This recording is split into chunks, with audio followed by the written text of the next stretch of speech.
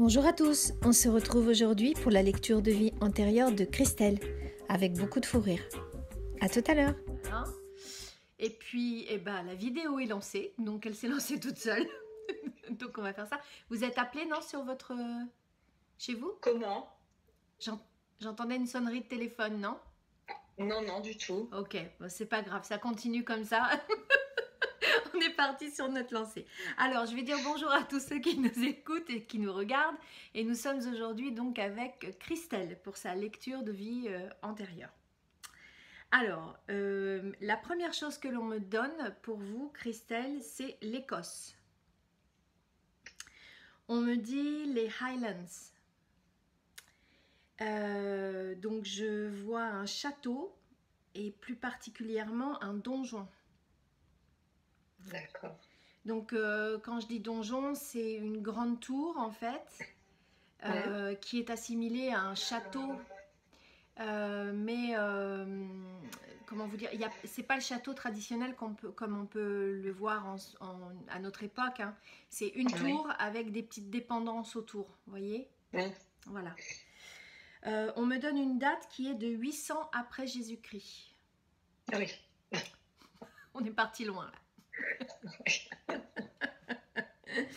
Alors c'est très beau, hein. Je vois des moutons aux alentours paître dans des étendues très très vertes.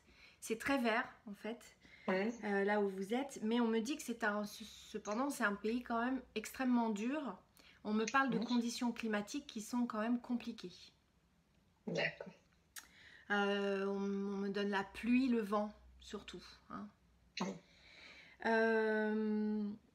Alors, tout autour de ce donjon et de ce château, je vois comme un village qui est assez grand et qui est régi par un seigneur, on me dit.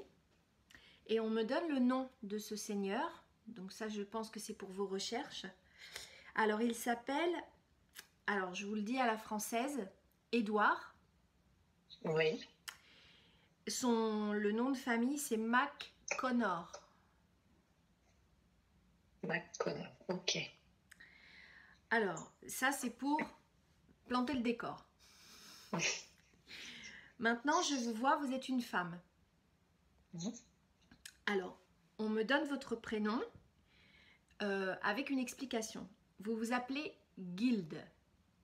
Alors, moi, je l'ai vu orthographié, c'est G-U-I-L-D.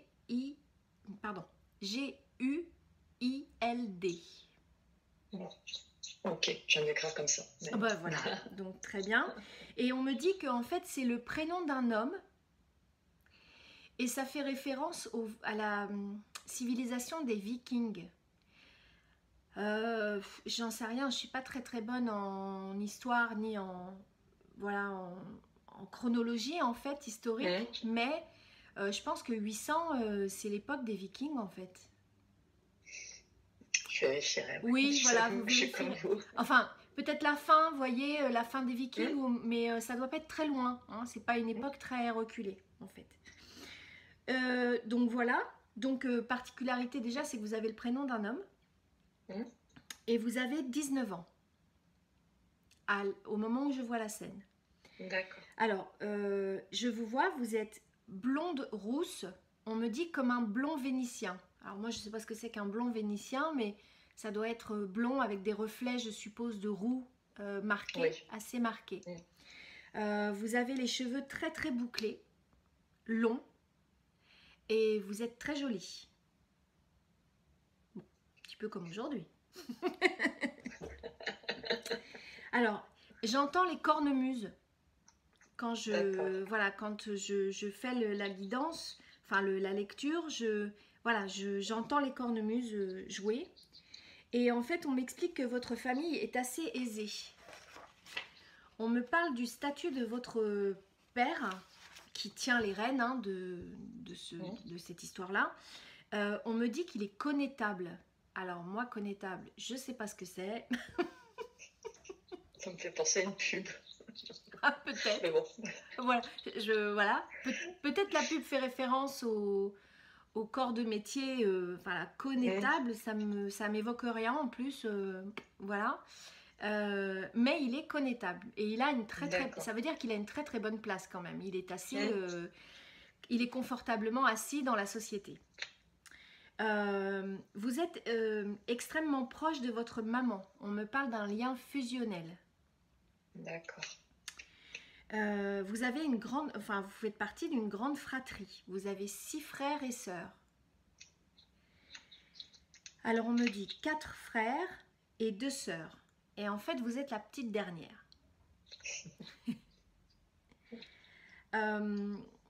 Votre maman vous admire beaucoup. Vous avez un sentiment vraiment de liberté qui vous anime. C'est-à-dire qu'on vous passe tout. Vous avez le droit de tout faire. Vous êtes la petite dernière à laquelle, pour laquelle on autorise tout, quoi. Voilà. On me dit que vous agissez souvent comme un garçon. Donc, donc peut-être, on échangera après si vous voulez. Voilà, dans vos gestes, c'est-à-dire que vous avez envie de liberté, vous avez envie de tester plein de choses. Et en cela, pour l'époque, vous agissez souvent comme un garçon, sans vous demander si le protocole... voilà, le protocole... hein, voilà. Je vous vois monter à cheval, à cru, sans selle, par exemple. Sans vous soucier si vous portez une robe ou voilà, c'est...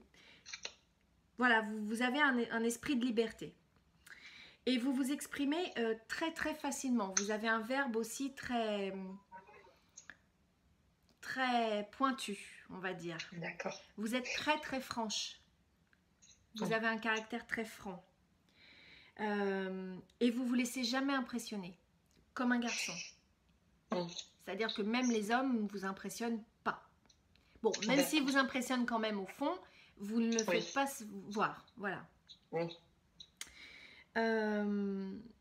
Alors, vos frères vous bousculent un petit peu souvent avec ça. C'est-à-dire qu'ils vous disent quand même que vous êtes une fille et qu'ils aimeraient bien voir un petit peu parfois ce côté-là rejaillir de vous.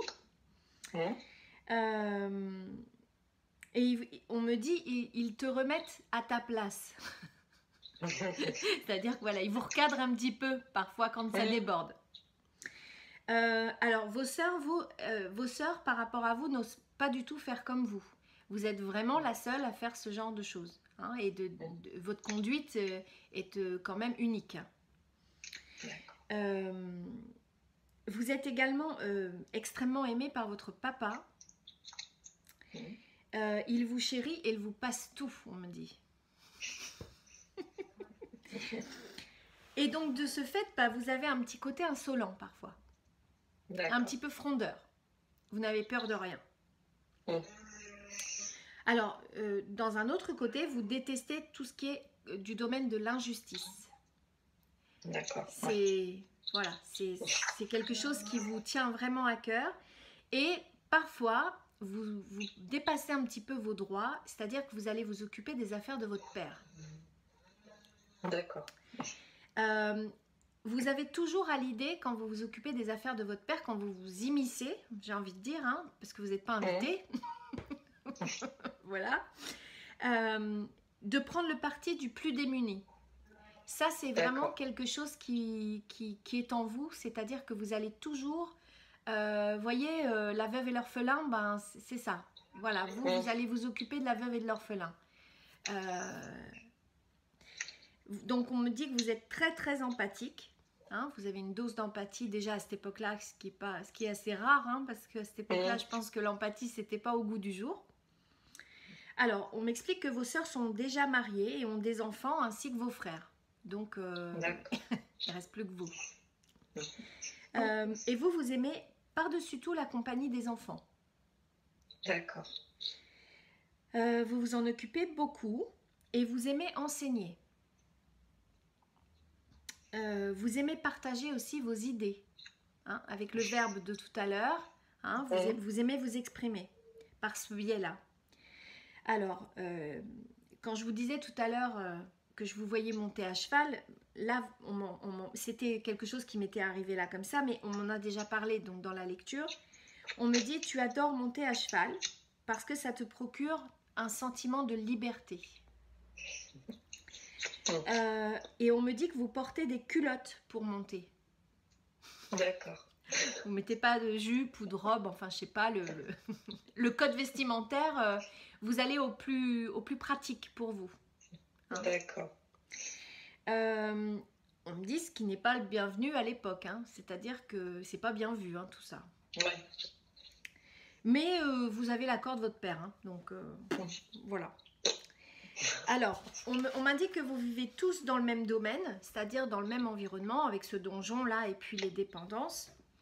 Et vos frères s'occupent de faire croire les affaires de votre père. D'accord. On me dit du côté de l'argent. En cela, je vois... comment vous expliquer ça? C'est pas le travail de votre père, c'est encore autre chose. C'est-à-dire que vos frères... je vois votre père, en fait, avoir des terres, par exemple, vous voyez, et récolter, avoir un gain sur quelque chose de placé, en fait. Je sais pas comment vous expliquer ça. Donc, en fait, bah voilà, il récolte un petit peu l'argent. Vous aimez votre vie telle qu'elle est. Et là, on rentre dans le vif du sujet parce que vous allez tomber éperdument amoureuse d'un homme plus âgé que vous. D'accord. Alors, on me dit qu'il est marié et il a déjà des enfants. Donc, oh, c'est pas bien. Alors, vous le trouvez très, très charismatique. Et on me dit qu'il l'est. C'est pas juste une vue de l'esprit. C'est vraiment, il est très charismatique et très, très imposant. Physiquement, en fait, j'ai l'impression qu'il vous en faut beaucoup pour vous impressionner. Donc, du coup, la carrure fait... Alors, je le vois, cet homme, il est pas gros, hein, c'est pas gros. C'est très, très imposant. Oui, on dirait baraqué, vous voyez. En fait, voilà. Et vous succombez à son charme, alors sans vous poser de questions. Hein. Comme le... Oh, ça va bien. Comme le reste, ça vous encombre pas beaucoup, hein, ce genre de... D'accord. Voilà. Alors, par contre, bon, ça se gâte parce que cet homme vous considère comme une conquête de plus. Vous êtes jeune et jolie, lui, il est déjà installé et pour lui, je pense qu'il est hors de question de toute façon de vous faire vraiment une place. Donc, il s'amuse plus qu'il ne s'investit. Alors, on me donne son prénom et son nom. Il s'appelle Grégor McBride. Donc, ouais, B-R-I-D-E, McBride. Alors, on m'explique qu'il fait partie des chevaliers qui défendent le domaine. D'accord. D'accord. Alors, à partir du moment où vous avez posé les yeux sur lui, comme vous vivez de toute façon à fond, eh ben, cette histoire, vous allez la vivre à fond. Et vous ne vivez plus que pour cette histoire. Mais vous avez quand même une espèce de lucidité à vous dire que vous savez quand même que ça n'aboutira pas à grand chose d'heureux, en fait. Mais c'est pas grave. Vous y allez coûte que coûte. Alors, cet homme, il vous fait des promesses, c'est-à-dire qu'il joue pas franc jeu avec vous. Il vous noie un petit peu dans le... voilà, je le vois plein de promesses, voilà, il vous dit oui, plus tard, etc., etc. Et donc, il joue pas franc jeu, c'est ça qu'il faut retenir en fait. Et vous savez tous les deux, hein, quand il vous fait les promesses, il sait très bien qu'il ment, c'est pas qu'il espère, c'est qu'il sait qu'il ment, hein, il sait qu'il vous ment, et vous savez qu'il vous ment aussi. Mais c'est pas grave, vous aimez entendre ces promesses. Alors, votre maman, hein, avec qui vous êtes très proche, remarque votre changement d'attitude et vous questionne, mais pour la première fois, vous dites rien. D'accord. Vous dites rien du tout et en fait, vous la voyez s'inquiéter parce que c'est pareil, vous lui dites non, non, tout va bien, etc. Mais elle voit bien qu'il y a quelque chose qui ne va pas et vous prenez conscience qu'elle s'inquiète beaucoup. D'accord. Alors, vous tombez enceinte de cet homme. Et là commence la descente aux enfers pour vous. Vous le dites à cet homme. Et cet homme va vous demander de faire, on me dit, passer l'enfant. Donc je pense que c'est, on vous demande d'avorter. Oui. Alors il vous dit qu'il va vous accompagner dans cette démarche, etc. Qu'il va vous trouver, qu'il connaît une femme, qui va s'occuper de vous, en fait, voilà, dans ce processus. Et vous voulez pas, parce que vous avez quand même... tout à l'heure, on a vu que vous étiez quand même attiré par la compagnie des enfants, donc vous aimez vous en occuper, etc. Et vous avez une fibre quand même maternelle qui, là, étant enceinte, se développe complètement. Et donc, il est hors de question pour vous de vous séparer de cet enfant. D'accord. Alors là, il en vient aux mains avec vous. Et là, ça bascule dans votre tête. En fait, le sentiment que j'ai, c'est que vous êtes enceinte et ça change la donne. Il n'y a plus que vous. Hein, vous portez un enfant. Et en fait, le fait qu'il porte la main sur vous, pour vous, il porte la main aussi sur l'enfant. D'accord.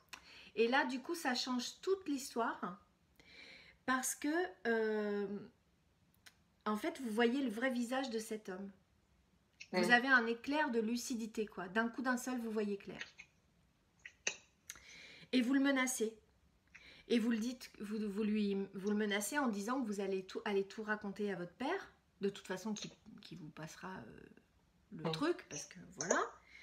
Et l'homme en fait prend peur parce qu'il connaît en fait la relation que vous avez avec vos parents et qu'il y a des chances pour que effectivement cet enfant voit le jour et que voilà lui ait des ennuis. Oui. Alors bon, accrochez-vous bien, hein. Ça va pas se terminer sympathiquement, c'est ça. Alors, il vous frappe, hein, vous avez j'ai envie de vous dire, une dernière discussion avec lui en campant vos positions, c'est-à-dire que non, et que s'il s'oppose encore, eh bien, vous allez faire appel, voilà, vous le menacez et vous allez tout révéler. Et en fait, ça lui monte au nez et à la tête, il vous frappe et il vous étrangle.